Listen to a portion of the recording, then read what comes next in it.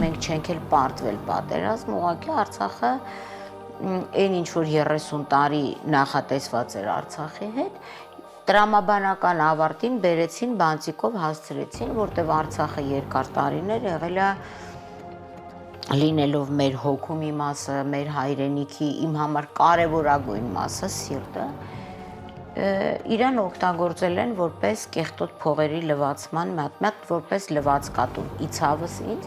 եւ միշտ գալիս է ինչ որ մի պահ, երբ որ այդ փողերը ուտում են, հետո արդեն ամբողջ հաշվապահական փաստաթղթերը վերացնում են, այրում են ՍՊԸ-ն։ Սա էլ եղավ վաղճանը եւ Արցախի հանձնման մեջ, Արցախի կորուստի կործանման մեջ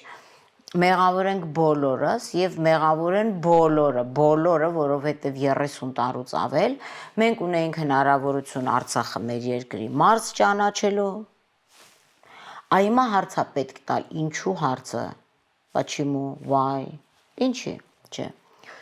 Չէ կարող է Արցախը պետք է լիներ Հայաստանի մի մաս, այսինքն ամբողջ այդ 90-ական 88 թվականի շարժումը Իգոր Մուրադյանը եւ այլն որ սկսեցին, դա միակ լոզունգի տակ էր միացում, ոչ թե փողերի լվացում։